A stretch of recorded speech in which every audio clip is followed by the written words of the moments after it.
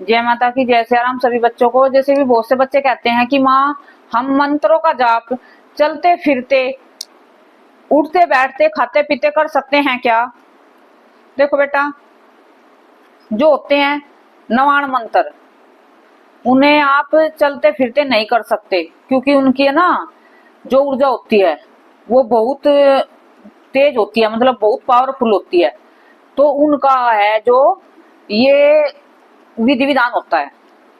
जैसे कि हम बैठे हैं, जब हम नवाण मंत्र करते हैं तो दीपक हमारे सामने जरूर होना चाहिए, भोग प्रसाद जरूर होना चाहिए, चाहे कुछ भी हो, मिश्री भी क्यों ना हो, ठीक है ना। दीपक होना चाहिए, भोग प्रसाद होना चाहिए, ये जरूर से जरूर जल होना चाहिए हमारे पास, ठीक है। ये तीन चीज पूजा घर में होनी चाहिए हमारे, जब हम नवाण मंत्रों का जाप करते हैं। क्योंकि ये बड़े मंत्र होते हैं, बीज मंत्र होते हैं, इन्हें तुम चलते फिरते नहीं कर सकते। शास्त्रों में भी लिखा है, तुम पढ़ सकते हो, जो तुम शास्त्रों को ध्यान से पढ़ोगे उन्हें तुम्हें उसमें आधे से ज्यादा ज्ञान तुम्हें मिल जाएगा। बहुत कुछ सीखने को मिलता है इनमें हमें। जब हमारे पास शक्ति आती है तो हमें शास्त्र जरूर पढ़ने चाहिए, जैसे देवी पुराण है, शिव पुराण है, भगवत पुराण है, मतलब हर चीज हमें मतलब पढ़नी चाहिए। इससे हमें क्या होता है, हमें से ज्ञान की प्राप्ति होती है। तो तुम्हें क्या करना है, नवाण मंत्र जो बच्चे करते हैं वो तो देखो तुम्हारी मर्जी है, हम तो बता रहे हैं, बच्चों ने पूछा था इसलिए बता रहे हैं, वो तो तुम्हारी मर्जी है, तुम करो या ना करो, लेकिन हमारा तो बताने का फर्ज है। और तुम्हारी मर्जी है, जैसे तुम करो वैसे कर सकते हो, लेकिन हमें बता रहे हैं कि नवाण मंत्र है जो चलते फिरते नहीं कर सकते, बीज मंत्र है। क्योंकि शास्त्रों में विधि विधान है, जैसे कि हम चलते फिरते कौन से मंत्र कर सकते हैं, हम कर सकते हैं ओम नमो भगवते वासुदेवाय नमः, ठीक है, ओम कृष्णाय वासुदेवाय नमः, ठीक है, ओम नमः शिवाय ओम, इसे कर सकते हैं हम। सीताराम, राधे राधे, हरे कृष्णा हरे राम। तो हम ये जो छोटे छोटे मंत्र हैं, ओम श्री दुर्गे नमः, ठीक है, ओम श्री हनुमते नमः, इस तरीके से ये हम चलते फिरते कर सकते हैं, क्योंकि इनके अंदर बीज नहीं लगता है। ओम श्री भैरवाय नमः, जिसका भी मंत्र है, मतलब चलते फिरते इन मंत्रों को आप कर सकते हो, इनमें कोई बीज नहीं है। ये जितने भी मंत्र मैंने तुम्हें बताए हैं, इनमें ना तुम्हारा कोई नुकसान होगा और तुम्हारी मतलब सुरक्षा भी होगी, शक्ति भी बढ़ेगी। ये नहीं, और जो नवाण मंत्र है, बीज मंत्र है, हो सके तो उन्हें बैठ के ही जपो, दिया सामने हो, भोग सामने हो, प्रसाद मीठे में मिश्री और जल सामने हो। और एक जैसे कि भाई बाहर जाते हैं, बाहर भी तुम इन्हें कर सकते हो, चलते फिरते खाते पीते उठते बैठते नहाते धोते, जो मैंने ये मंत्र बताए हैं तुम्हें, ये सारे मंत्र तुम हर तरीके से कर सकते हो। एक बार क्या था, एक राम जी का सेवक था, वो क्या करता था, उसको आदत लगी थी सीताराम सीताराम सीताराम। उसकी मतलब ऐसा था कि उसके तन मन में वो रम गया था नाम सीताराम सीताराम। उसके अंदर की जो आवाज है ना वो हमेशा गूंजती रहती थी, वो किसी को मतलब मुंह से नहीं बोलता था, उसके अंदर की आत्मा बोलती थी सीताराम सीताराम। तो वो क्या था, वो एक दिन जैसे कि फ्रेश हो रहा था, तो उसमें क्या हुआ, उसको उसके तो मन के अंदर चलता रहता था, वो चाहे वो किसी भी हालत में हो, उसके अंदर से वो बंद नहीं होता था मंत्र, तो वो सीताराम सीताराम जप रहा था। तो हनुमान जी ने देखा कि ये मेरे प्रभु का नाम, आराध्या का नाम अशुद्धि में ले रहा है, मतलब इसको तो ये तो अशुद्धि में है और ये मेरे प्रभु का नाम ले रहा है। तो हनुमान जी को गुस्सा आया, हनुमान जी ने अपना गदा उठाया और उसके मुंह पे मारा। तो उसका मुंह है जो वो सूज के इतना मोटा होगा। तो राम जी ने देखा, जैसे वो अपनी पूजा करने को आया भी नहा धोकर, राम जी ने देखा कि आज मेरे भगत को इतनी चोट कैसे लगी। तो राम जी ने ध्यान करा कि ये कैसे लगी इसको चोट, उसने देखा कि ये तो हनुमान ने करा है। तो उसने हनुमान को बुलाया, कि ये तूने क्या कर दिया। उन्होंने कहा प्रभु ये आपका नाम अशुद्धि में ले रहा था, ये सोच के समय आपका नाम ले रहा था, तो शौचालय में बैठा था तो आपका नाम जप रहा था, ये तो अशुद्धि में आपका नाम क्यों जप रहा था ये। तो फिर प्रभु राम ने कही हनुमान तुझे ऐसे नहीं करना था, ये मेरा भगत है, ये मेरा सबसे प्रिय भगत है, क्योंकि इसकी ऐसी अवस्था हो चुकी है कि इसे अशुद्धि का ज्ञान नहीं ना इसे शुद्धि का ज्ञान, इसे मतलब ये अपनी एक सुदबुद खो चुका है भक्ति में, एक भक्ति में ये पागल हो चुका है। भक्ति मतलब इसका नशा भक्ति का ऐसा चढ़ गया है जैसे दारू पीने वाले को दारू का नशा चढ़ जाता है, इसको ऐसा नशा हो चुका है, यू अपने होशो आवास में नहीं है, इतना इसे भक्ति का मतलब इसके इतना भक्ति सवार है इसके सिर पे। तो ये हर समय, ये बेचारे को ये नहीं पता कि नहाया है कि नहीं नहाया, ये हर समय सीताराम सीताराम, इसकी आत्मा में ये नाम रम चुका है। तो ये हनुमान तूने गलत करा, तुझे कभी भी ये नहीं करना, मेरे भक्तों को, जो मेरे सच्चे भगत हैं, प्यारे भगत हैं, उनके साथ कभी तुझे ये नहीं करना कि वो कहाँ बैठ कर नाम ले रहा है, कहाँ बैठ नहीं ले रहा है। तो इस तरीके से तब हनुमान जी को समझाया। नु क्या कभी कभी प्राण लैटरिन में निकल जाते हैं बैठे बैठे। आजकल तो कलयुग में हो भी यही रहा है कि बहुत सौ की जान है, वही जैसे कि शौचालय में बैठे हैं वहीं पे प्राण निकल जाते हैं। तो सीताराम का जाप रहेगा मुंह में, तो कम से कम भगवान के धाम तो जा सकेंगे हम। कोई भी हमें पता थोड़ा ना कि मौत किस टाइम और कहाँ पे आ जाए, मौत बता के थोड़ा ना होगी कि मैं अभी आ रही हूँ और यहाँ पे आ रही हूँ, भाई तू चल वहां चल, मंदिर में बैठ या बिस्तर पे लेट, मैं तुझे वहां आऊंगी मिलूंगी। मौत तो जब आवेगी पता नहीं चलेगा कहाँ जाएगी है। अब देखो वो जो जहाज है उसमें कितने कितने कितने इंसान थे, उनको पता था कि आज हमारी मौत वहां होगी, बेचारे कितने थे जो सब चले गए। भगवान उनकी आत्मा को शांति दे प्रभु, और पता नहीं होता। तो इस तरीके से मैं तुम्हें ये बता रही हूँ, एक अच्छी जानकारी, छोटी छोटी जानकारी लेके आती हूँ तुम्हारे लिए, ताकि तुम गलती ना करो और तुम्हें अच्छे से इनका फल भी मिल सके, नवान मंत्र हो सके। तो अपने आसन पे बैठ के भोग सहित वहां करे करो, और वैसे मंत्र चलते फिरते ये मंत्र तुम कर सकते हो, इनमें कोई डर नहीं है, कोई दोहराई नहीं है। जैसे कि एक बात है, तुम मंत्र जाप करते हो, चलो मानो बीज मंत्र तुम जाप कर रहे हो, उसकी मैं तुम्हें एक महिमा बता देती हूँ कि उसका तुम्हें नुकसान क्या होता है, फायदा क्या होता है। जैसे कि तुम बाहर बैठे हो, कहीं पे भी गए हो, या डॉक्टर कह गए हो, या फिर तुम बस में बैठे हो, या तुम कहीं भी बैठे हो, वहां पे बहुत सारे तुम्हारे और मतलब तुम्हारे आसपास बहुत से आदमी बैठे हैं, आदमी हैं, तो तुम बीज मंत्र का जाप कर रहे हो, तो उससे क्या होगा, किसी के पास नेगेटिविटी होगी वो तुझे, क्योंकि वहां पे तो तुम कहीं पे भी अनजानी जगह पे बैठे हो, वहां पे तुम्हारे पास कोई सुरक्षा भी नहीं है, भाई तुमने अपनी कोई सुरक्षा नहीं लगाई, ना तुम्हारे पास कोई आसन है, ना कोई तुम्हारे पास दिया है, ना भोग है, ना जल है, कुछ भी नहीं है, और आसपास वाले बैठे हैं जो उनके पास नेगेटिविटी है, तो तुम जाप कर रहे हो, उनकी नेगेटिविटी तुम्हारे पास खींच के इकट्ठी हो रही है, फिर तुम घर आओगे, फिर तुम परेशान हो जाओगे, फिर तुम्हें तुम्हारी दिक्कत बढ़ेगी, फिर तुम कहोगे पता नहीं क्या, मैं तो घर से गया था ठीक ठाक गया था, अब पता नहीं मेरे को ये दिक्कत क्यों बन गई है, घर पे आके क्या परेशानी हुई है। तो तुम सोचोगे विचारोगे, लेकिन तुम समझ नहीं पाओगे कि परेशानी कहाँ से बनी है, ठीक है। और एक क्या होता है भी, जैसे कि तुम जाप भी कर रहे हो, बाहर बैठे हो जाप कर रहे हो, और बहुत से तुम्हारे आसपास बैठे हैं, तो उनकी तुम्हारी जो ऊर्जा निकल रही है, ऊर्जा तुम्हारे जाप की जो ऊर्जा है वो उनको मिल रही है, आसपास बैठने वाले को मिलती है ऊर्जा। जैसे कि जितने भी सदस्य तुम्हारे आसपास बैठे हैं, तुम जप कर रहे हो, बीज मंत्रों का जप कर रहे हो, अंदर ही अंदर मन मन बोल रहे हो, तो जो तुम्हारे शरीर से उन मंत्रों की ऊर्जा है वो तुम्हारी इधर उधर फैल रही है, वो तुम्हें उसका पूर्णतः लाभ नहीं मिल पाएगा। क्या है, तुम्हें आधा अधूरा लाभ मिलेगा उसका।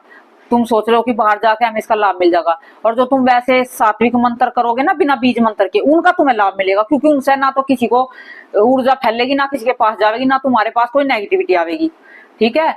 तो तुम्हारी ऊर्जा फैल जाती है धीरे धीरे, तो वो उनमें बट जाती है जो तुम्हारे आसपास बैठे रहते हैं। अब कोई कैसा इंसान है, कोई कैसा है, तो तुम्हारी ऊर्जा कम हो जाती है, उनके पास चली जाती है।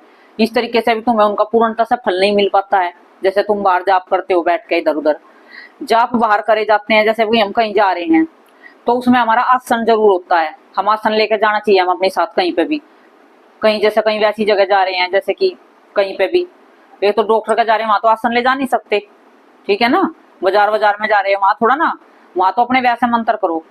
जैसे कि तुम हनुमान जी के भगत हो, हनुमान जी का बीज मंत्र है, तो हनुमान जी का मत करो, सीताराम सीताराम करते रहो मन ही मन। जैसे बाजार जा रहे हो, कहीं घूमने जा रहे हो, शादी ब्याह में जा रहे हो, जैसे कि शादी ब्याह में जाते हो आप, टेंट में बैठे रहते हो, होटल में कहीं पे भी, कहीं मतलब शादी होती है कहीं जाते हो, तो वहां पे तुम अपने अंदर ही अंदर तुम्हारे जाप चलते रहते हैं। तो जाप से क्या होता है कि तुम अंदर अपने वैसे जाप करे करो नॉर्मल, ठीक है। और जो अपने बीज मंत्र होते हैं, गुरु मंत्र होते हैं, बीज मंत्र गुरु ने दे रखे हैं, तो उन्हें अपने घर आकर आसन पे बैठ के करे करो, नहीं तो तुम्हें उनका कोई फल नहीं मिलता बीज मंत्रों का, बल्कि तुम्हारा नुकसान होने लगता है।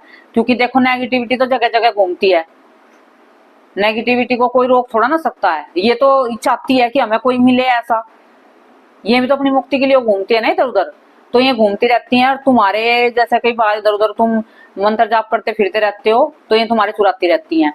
जैसे कि तुम नहाते हुए मंत्र जाप करते हो, तो सीताराम सीताराम सीताराम करो, ओम नमः शिवाय करो।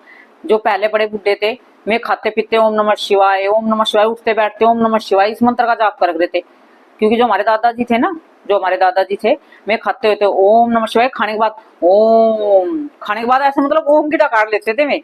तो देखो मैं कितना मतलब काम करते करते भी जाप कर लेते थे, और मतलब उनके शरीर में कोई बीमारी रोग कुछ भी नहीं था, कितने स्वस्थ थे, कितने मस्त थे मैं उस जमाने में, और ना उनको कोई बीमारी थी ना रोग था। क्योंकि जो नवाण मंत्र तुम जपते हो ना, और जो बाहर की नेगेटिविटी लगती है वो तुम्हें रोग पैदा कर देती है तुम्हारे शरीर में, तुम्हें कष्ट होने लगता है, तुम्हें दिक्कत होने लगती है, तुम परेशान होने लगते हो। इनसे बहुत बहुत नुकसान है, अनजाने में पता नहीं क्या क्या हम कर पाए, क्या क्या कर बैठते हैं, और फिर उनका अंजाम हमें भुगतना पड़ता है। फिर हम लास्ट में सोचते हैं पता नहीं हमने कहाँ गलती कर दी, पता नहीं हमारे कैसे कर्म है, पता नहीं हमें किसी ने कुछ कर दिया है, बाहर गए थे हमारे साथ वो था ऐसा था। जैसे कि हम बाहर जाते हैं, शक्ति वाले बच्चे होते हैं तो वे किसी से हाथ मिला लेते हैं, हाथ मिलाते हैं जैसे, तो हाथ का बहुत बड़ा महत्व है। जो हाथ मिलाने से है ना, इससे नेगेटिविटी बहुत जल्दी प्रभावित होती है हमारी तरफ। जैसे किसी बंदे के दूसरे के पास नेगेटिविटी है उसके शरीर में, और आपने हेलो हाय हाथ मिलाया ऐसे करके, तो उससे क्या होगा, उसकी नेगेटिविटी तुम्हारे हाथ के जरिए तुम्हारे शरीर में पहुंच जाएगी। शक्ति वालों बच्चों को कभी भी हाथ नहीं मिलाना चाहिए।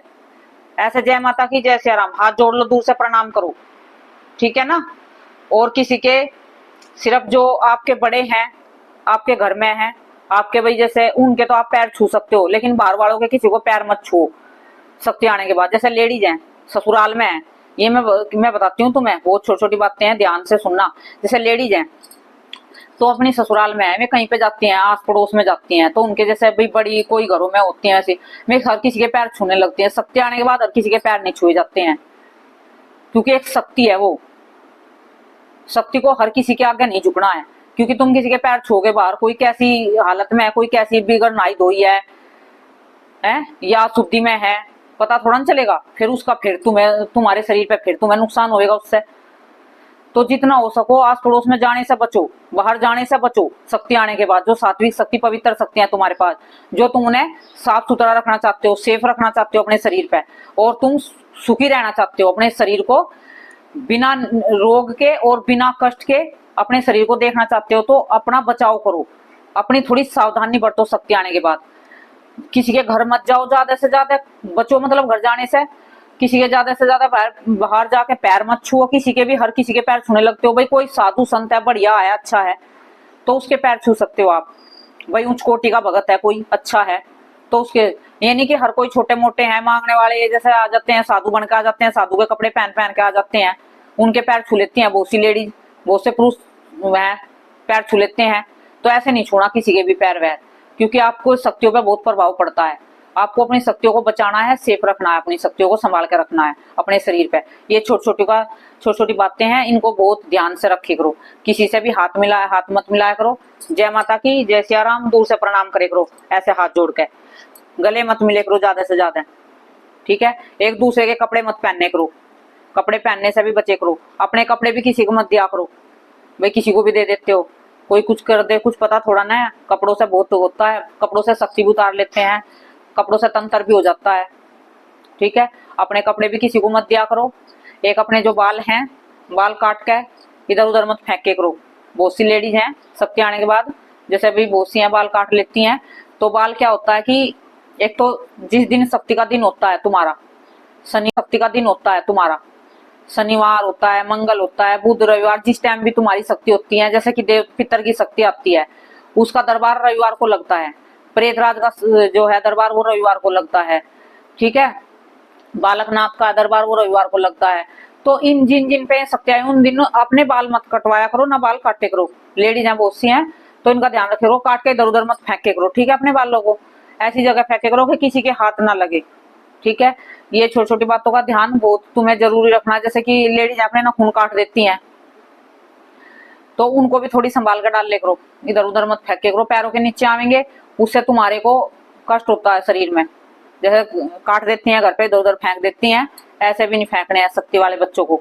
ये बहुत छोटी छोटी बात है, जब शक्ति आती है हमें ना हर छोटी छोटी बातों का ध्यान रखना पड़ता है, तभी हम शक्तियों को चला पाते हैं। नहीं तो हमें बहुत कष्ट आता है, बहुत शरीर में बहुत बीमारियां लग जाती है। जो हमारे नाखून है ना, हम इन्हें काट के इधर उधर फेंक देते हैं, किसी के पैर के नीचे आ जाते हैं ना, तो हमारे शरीर में रोग उत्पन्न हो जाते हैं इनसे।